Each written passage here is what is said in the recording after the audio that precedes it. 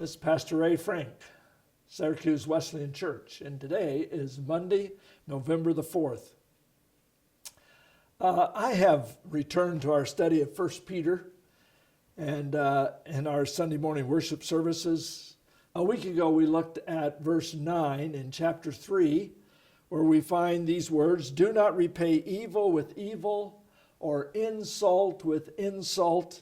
On the contrary, repay evil with blessing, because to this you were called, so that you may inherit a blessing." Wow. Peter is describing something that he describes as a call from God. Not just living a life that has a flavor of spirituality, but a call to a radically different way of living. He boldly states that we are to repay evil with blessing. Now think with me about some of the contrast to the world's way of living to that of following Jesus. You know, the world says, grab, hold on, keep all you can. Jesus says, let go, surrender, give it all over to God's control. Remember one of the times Jesus told his disciples, "For whoever wants to save their life will lose it, but whoever loses their life for me will find it." All of those are radically changes of lifestyle for those who follow Jesus, as opposed to those who go their own way in our world system today. This directive from Peter is on the same level of being radically different. If you are being insulted or actually attacked with evil, our response is to show blessing. And of course, Jesus also talked about it in his preaching. Remember that ridiculous thing that he said, if someone slaps you on the cheek, turn to him the other cheek. Well, don't get confused by the discussion if Jesus meant that metaphorically or literally.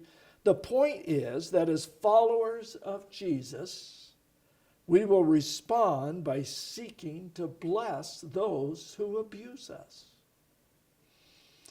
Instead of retaliating, we will pray for them. After all, I believe the greatest thing we can do to bless anybody is to pray for them. So let me ask you, who comes to mind when I ask you to think of the person who has hurt you the worst or insulted you the most? If they're still living, will you pray for that person? Will you respond in a way, instead of out of anger and retaliation, to be praying that God will help you to bless them? Well, but there are times, of course, when the Holy Spirit will ask us to do more than just pray for somebody. The word bless means to speak well of or to act kindly towards. You will be amazed at the joy and peace you personally feel when responding as Jesus wants us to, but you will also be a powerful witness for the Lord if you repay evil with blessing. I think one of the greatest illustrations I remember about this is something that I read several years ago about a reporter who was living a very wicked life, but was converted and became a Christian. And somebody was asking him, what in the world happened? What so radically changed your approach to life? And he told the story about he was doing a report on about Salvation Army, trying to help folks during, the holiday times. And he actually tracked one of their work bands that had gone down into a homeless situation, and they were setting up tables to feed people. And he was watching this young lady in the Salvation Army, and she was taking cups of coffee or hot chocolate to some of the homeless folks. And she saw this lady taking a cup of hot chocolate over to a homeless guy, and the homeless guy wouldn't even look up, but he swatted her hand away and said, "Leave me alone." And when he did that, the hot chocolate spilled all over her and her uniform. And to this reporter's astonishment, what she did was go back to the table, get another cup of hot chocolate, take it to the same homeless guy, and said, "Excuse me, sir, your hot chocolate was accidentally splashed over. Would you like another one?"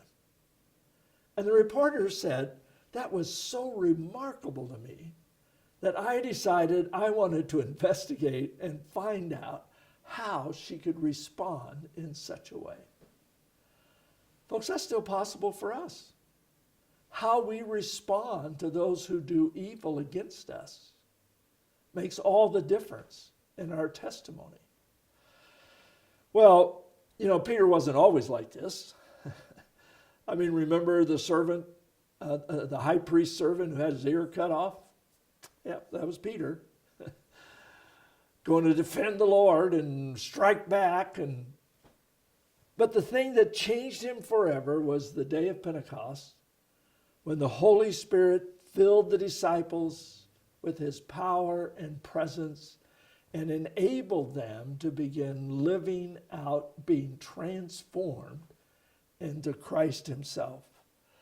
And so the filling of the Holy Spirit is our only hope of being able to bless when abused.